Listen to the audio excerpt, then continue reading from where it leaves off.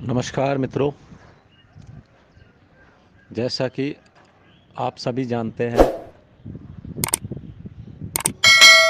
माननीय supreme court में हमारी टीम के द्वारा एक क्लैरिफिकेशन फाइल किया गया है, जिसमें मैंने जजमेंट राम शरण मौर्य प्राइमरी जजमेंट और आनंद यादव साथ में भोला शुक्ला का क्लैरिफिकेशन कराने के लिए हम माननीय सुप्रीम कोर्ट के समक्ष गए हैं, क्योंकि हम पीड़ित हैं।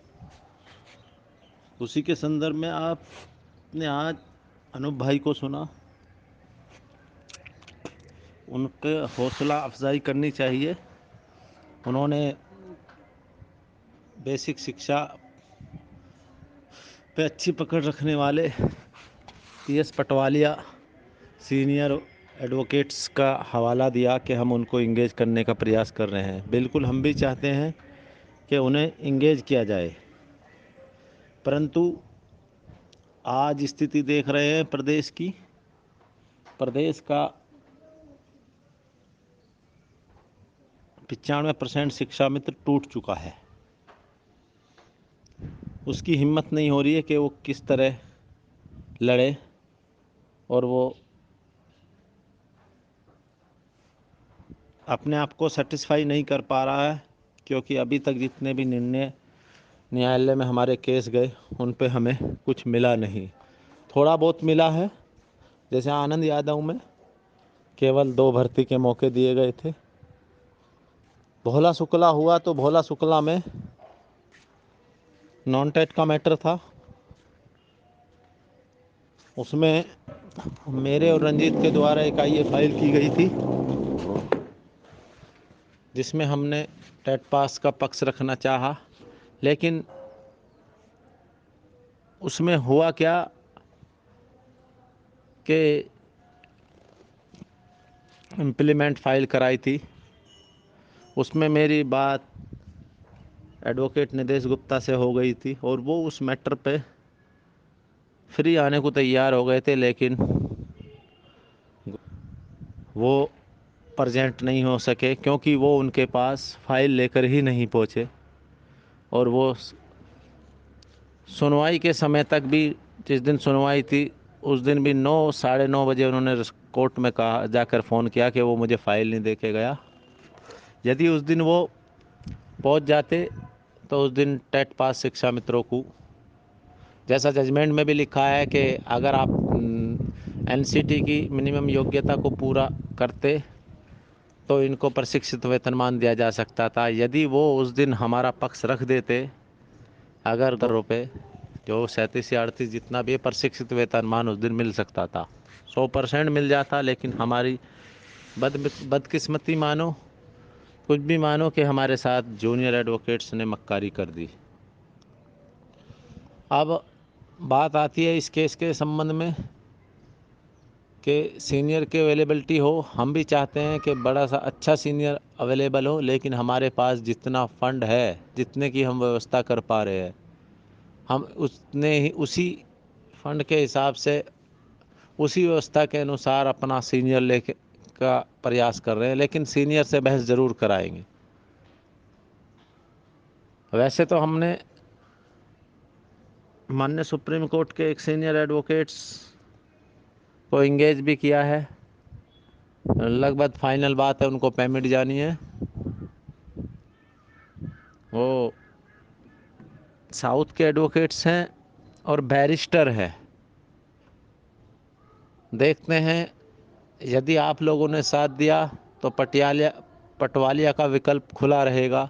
अन्यथा उस स्थिति में यदि हम पे फंड नहीं हुआ तो हमारा साथ हमारे बैरिस्टर साहब रहेंगे। और जिस प्रकार से अनूप भाई ने कहा, बिल्कुल संगठित होकर लड़ना चाहिए, टांग खिंचाई नहीं करनी चाहिए। कुछ लोग ग्रुपों पे पर्सनल व्यक्तिगत भी हमें टिप्पणियां हम पे करते हैं, लेकिन हम बर्दाश्त करते हैं, क्योंकि जिसको जितनी जानकारी होती है वो इतनी बात लिखता है। कुछ लोगों ने कहा कि ड्राफ्ट क्यों छुपाया जा रहा है। ड्राफ्ट छुपाया नहीं जाता है। जब डायरी नंबर वायरल हो ही गया तो कोई भी जाके उसे निकलवा सकता है। हम कद मना कर रहे हैं, निकलवाइए। लेकिन हमारी टीम की पॉलिसी के अकॉर्डिंग हम किसी को ड्राफ्ट शेयर नहीं कर रहे हैं। वो अपनी अपनी कंडीशनें पॉलिसी होती है। हमारी टीम में अरुण तोमर बदायूं, दिनेश लखनऊ, दिनेश कासगंज, संजीव तिवारी मैनपुरी और मैं नूर मोहम्मद मेरठ, और साथ में रंजीत ओझा बलिया जी है। परिस्थितियाँ ऐसी हुई कि कुछ नाइत्तेफाकियाँ भी बनी, लेकिन वो ऐसी कोई इश्यू नहीं था। वो काम कर रहे हैं, रंजीत भाई भी हमारे साथ हैं, साथ ही रहेंगे। हमारी कोई उनसे पर्सनल स्टैंड दुश्मनी नहीं है या पर्सनल व्यक्तिगत कोई लड़ाई नहीं है। केस के संबंधित थोड़ी बहुत बात होती है, लेकिन वो कोई ऐसी इश्यू नहीं था। फिर भी हम कहना चाहेंगे प्रदेश के समस्त टेट पास शिक्षा मित्रों से कि इसमें टीम का साथ दें। ये हमारे लिए अंतिम लड़ाई है। साथ में हमारे पास खोने के लिए कुछ नहीं है। हो सकता है यहाँ से कुछ रास्ता ज़रूर निकले।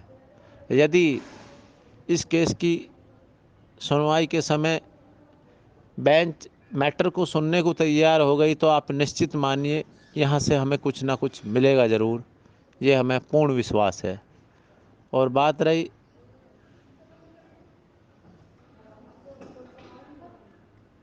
रही उसकी कि सीनियर की व्यवस्था पीएस पटवालिया को हम भी चाह रहे हैं, लेकिन सब जानते हैं शिक्षा मित्रों को मानदेय मात्र 10,000 मिलता है, उससे उनका परिवार भी चलता है। हारी मारी बीमारी सब चीज़ उसी में है, और समय से वो भी वेतन, बहुत से जिलों में अभी वेतन भी नहीं आ पाया है। जो मानदेय वेतन जिसको भी आप कहना चाहो वो नहीं आ पाया है। लेकिन फिर भी हम सभी से अपील करेंगे, यदि प्रदेश के समस्त टेट पास शिक्षा में तो समस्त जिले हम पे विश्वास करते हैं, तो टीम को सहयोग करें जिससे पटवालिया की अवेलेबिलिटी हो जाए और हम इस केस को स्टैंड कराने में कामयाब हो जाए। देखो, प्रयास करना चाहिए, लड़के ही मिलता है, बिना लड़े किसी से नहीं मिलता।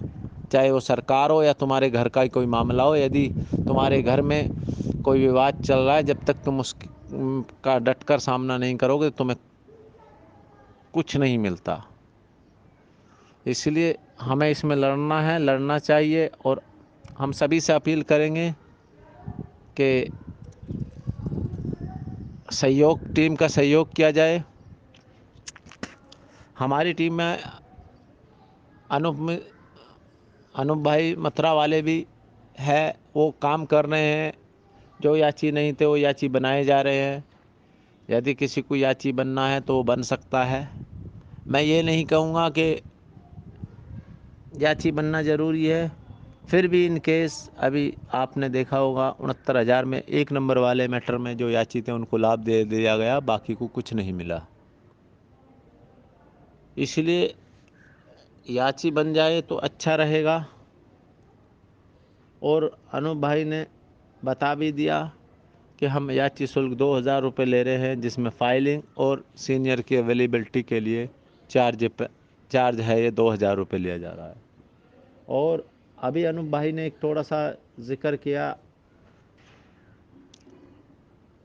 69,000 के मुख्य पैरवी कर रहे हैं रिजवान भाई। हमारा उनसे व्यक्तिगत कोई मतभेद नहीं है। फिर भी आज की स्थिति के अनुसार उत्तर प्रदेश का तमाम टेट पास शिक्षा मित्र ये नहीं चाहता कि रिजवान भाई का इसमें इन्वॉल्वमेंट हो।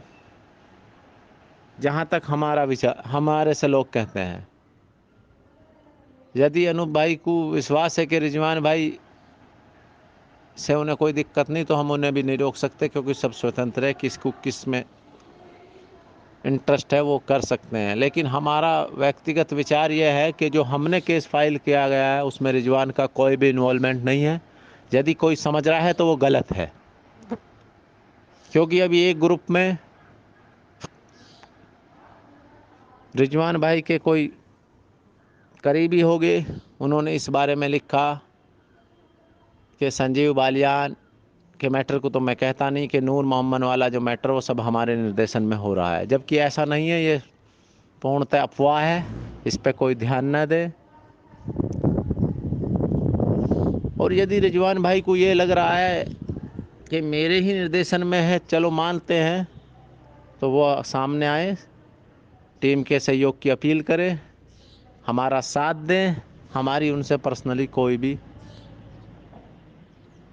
बात दुश्मनी वाली या कोई ऐसी कोई बात नहीं है। मतभेदों में विचारों में मतभेद होता है, लेकिन केस में यदि कोई हमें मजबूती दिलाता है तो इसमें हमें इन चीज़ों को माइंड नहीं करना चाहिए। और मेरा अनूप भाई से भी निवेदन है कि वो इस चीज़ का स्पेशली ध्यान रखें कि आप इस मैटर में रिजवान को इन्वॉल्व ना करें। आगे आप सब समझदार हैं। विंटर वेकेशन ख़त्म होने के बाद जैसे ही कोर्ट खुलती है, हम इसको मेंशन कराने का काम करेंगे माननीय सुप्रीम कोर्ट की सीजीआई की बेंच में। यदि हमारा मैच मेंशन हो जाता है तो ये मान लीजिए आपको निश्चित सफलता भी अवश्य मिलेगी। प्रयासरत है और हम प्रयास करते रहेंगे। बस अब आपके हमें साथ की ज़रूरत है। हम किसी पे दबाव नहीं दे रहे। यदि ये सोच रहे हैं कि ये लोग दूसरों के चंदे पब्लिक के ऊपर केस न लें, ऐसा नहीं है। हम अपनी चादर के हिसाब से तो सीनियर की व्यवस्था कर चुके हैं। यदि पटवारिया के लिए हमारे पास व्यवस्था नहीं होती, जो सीनियर हमने इंगेज कर लिया, वो सीनियर तो जो हमारे बैरिस्टर साहब तो आएंगे ही, उन्हें हम कर चुके हैं। धन्यवाद।